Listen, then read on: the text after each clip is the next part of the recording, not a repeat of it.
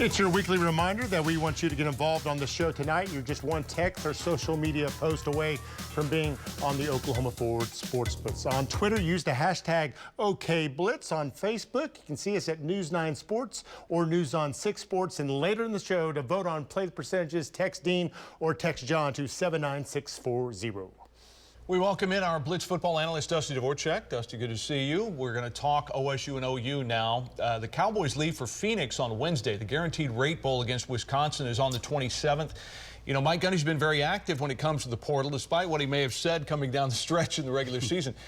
Commitments from former Tulsa defenders Justin Wright, the linebacker, and now defensive lineman Anthony Goodlow. That was Saturday. And then today, Arkansas State corner Kenneth Harris says he's coming to Stillwater. And Washington State receiver Dejon Stribling is committed. And he could be a big addition at 6'3", 6'4", possession type of receiver. So very, very busy. I think 7 in all now, Dean, for OSU. And he wouldn't be the first Washington State receiver, if memory serves. Right. OSU is struggling mightily in recruiting right now, but they moved up to #1 in the transfer portal rankings. 7 now headed to Stillwater. How do you get a handle, if you're talking about the game, where both quarterbacks are gone and the opt-outs are aplenty, but not certain? I'll stick with OSU in that game for 2 simple reasons. Mike Gundy and his more experienced quarterback. Yes, true freshman Garrett Rangel.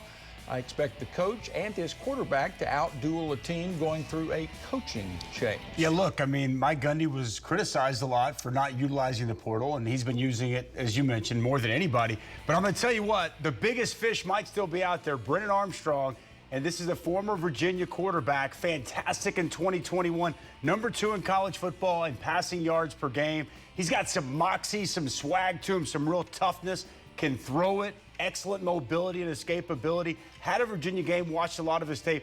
Guy can really play. It's down to Wisconsin and Oklahoma State, it sounds like.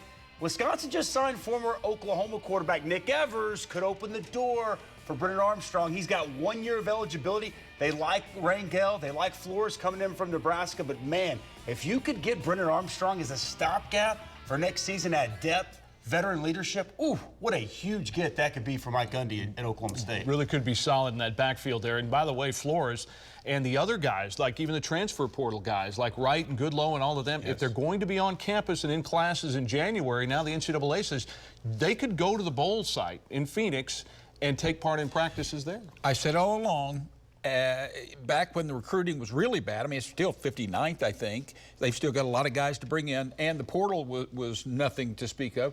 I said, Mike Gundy will not go out there and coach games with bad quarterbacks. He just won't do it, and I hear what you guys are saying. Let's talk about Oklahoma now. The Sooners play Florida State in the Cheez-It Bowl at 4:30 next Thursday in Orlando. 7-point dogs against the 13th-ranked Seminoles, a surging, balanced team that's 9-3, won its last 5 games by an average of 4 touchdowns. Top 20 statistically, both offense and defense.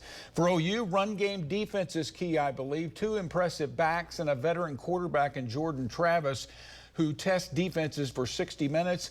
Playing with several quality players soon headed to the NFL. Now, I anticipate a lot of OU play action in the passing game targeting Marvin Mims again. With both tackles and Eric Gray among those opting out, OU needs 3 inexperienced guys to play winning football. True freshman back Javonte Barnes, rookie tackle Jake Sexton from Deer Creek, and 6'7" TCU transfer Tyler Guyton.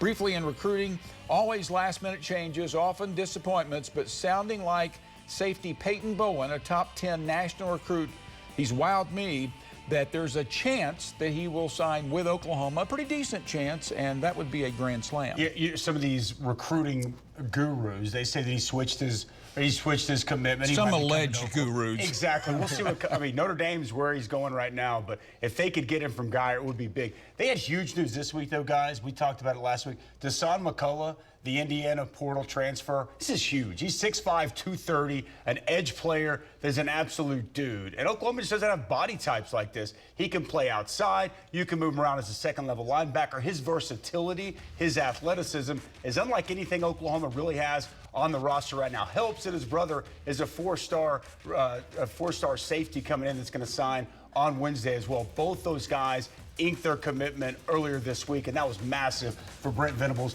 They say Deshaun McCullough probably the #1 defensive player that's going to enter the portal, so big get. Biggest recruit in the history of Indiana football be good to see him in a Sooner uniform. Yeah. So you're entering a dead period right now. I think you may be in it right now for coaches until Wednesday when signing day happens. Coaches got to be pulling their hair out sometimes when you've got guys you know, and then you got guys that you hope you know. I tell you what, I felt Oklahoma would lose more commitments, and we'll see how it ends up. But I also felt that Brent Venables, beyond everything we talked about, is a recruiter. Yep. And so far, there's a whole bunch of guys hanging in there with some big names that could make it a top 6, top 7 type class. Yeah, no good. Top 10 right now with a chance to even go up with names like Bowen, Hicks. I don't know if they can get Hicks to move from A&M, but there's a couple of big fish out there. The real issue, like you said, though, with NIL at play, you never really know until guys sign on the dotted line. Yeah.